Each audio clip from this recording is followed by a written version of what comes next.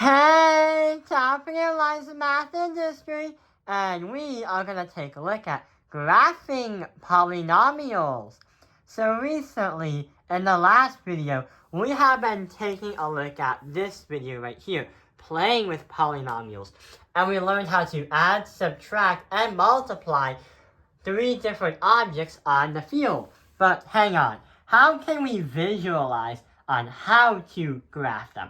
What does the graph look like? So that's why we're going to learn what this is.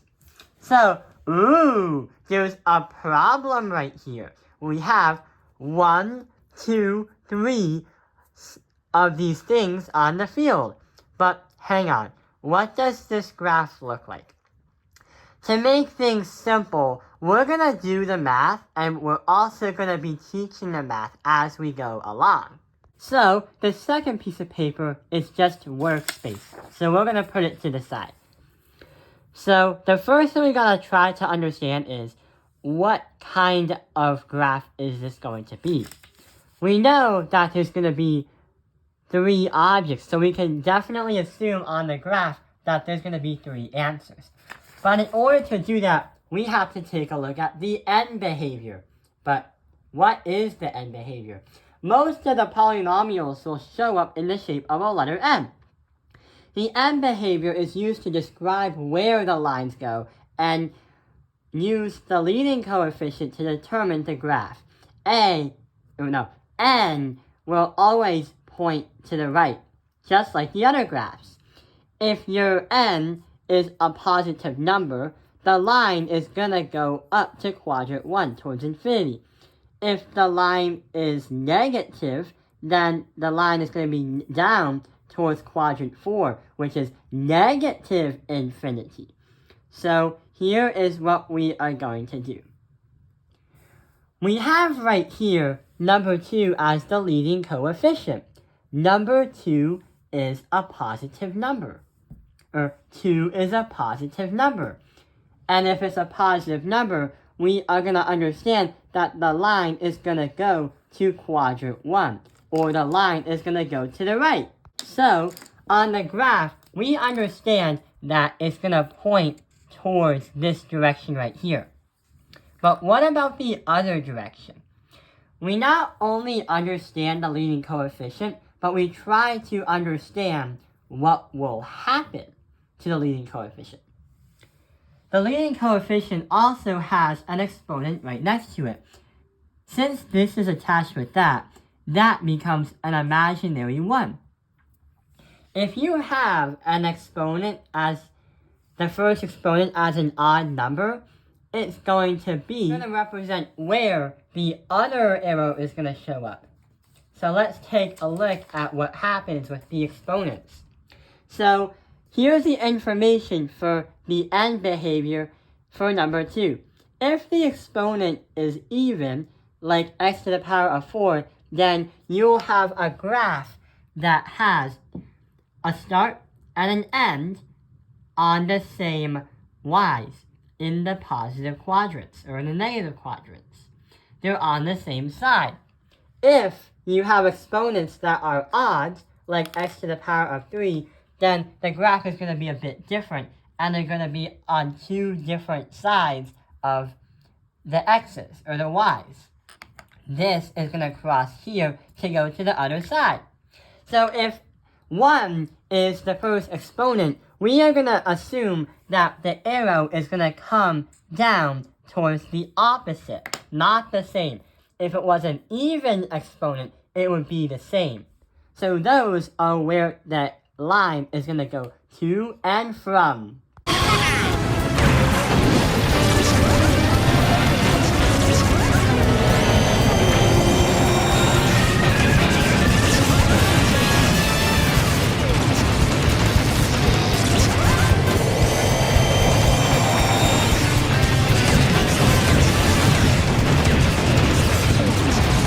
The next thing we're going to take a look at is the zeros. The zeros represent the x-intercepts in this polynomial.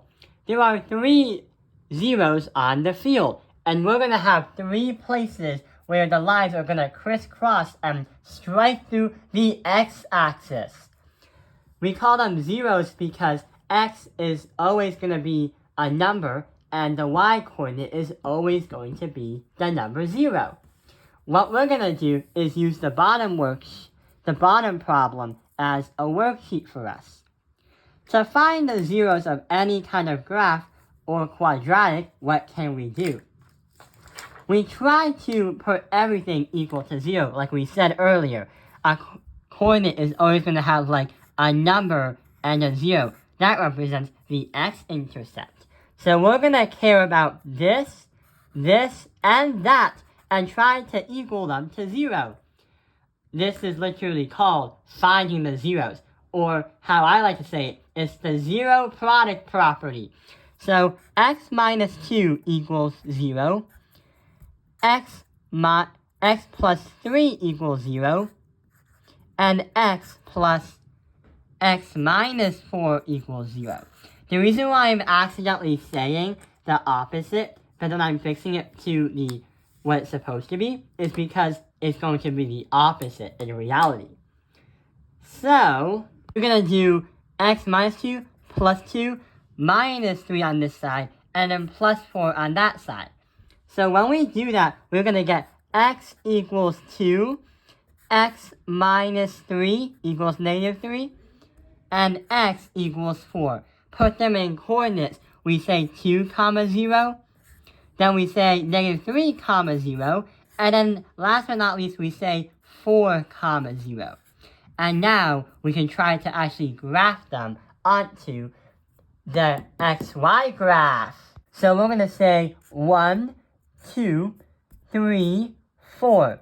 And we're going to say 1, 2, 3, 4. The first line, I'm going to put everything in blue. So we have 2 comma 0. So 1, 2 is going to land right there.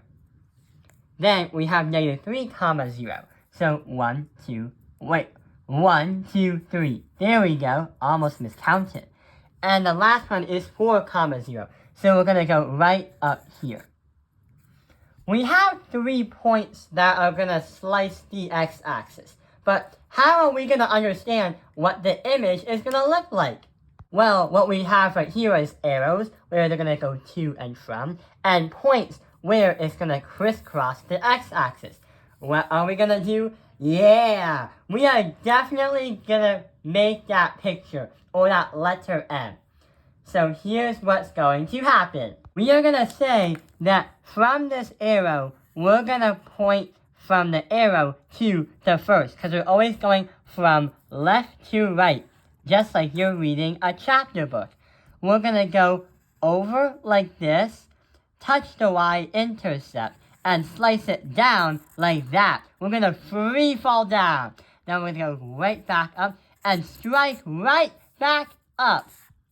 So yeah, we have our letter M. And that was actually the easier question that we're going to do. The next one is a little bit more difficult, but we're going to understand and learn why it's a bit more difficult. The picture will look different. So we have solved this one. So we understood what the graph is going to look like.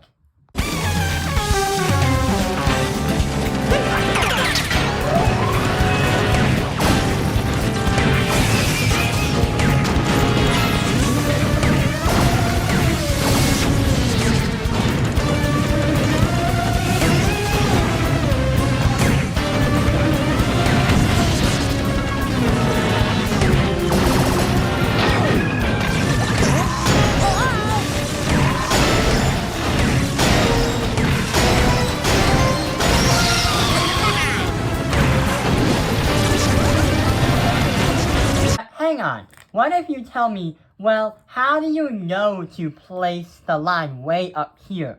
What happens if you place the line and turn it like here? And what happens instead of here, you bring it up like here?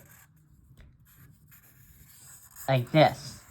Well, since this is an Algebra 2 course, we're not going to learn why or how the graph exactly looks like it should be, because you need skills from calculus to solve it out. You need to find the min-max, the y-max, and the x-max, and some other things. So we have not locked that ability yet. That is still a level that we need to look out for, though, in the future. So no matter how you draw the graph, if the lines follow the same order, then your math teacher will still say it's okay, as long as it shows a similar picture, whether it's blue or green.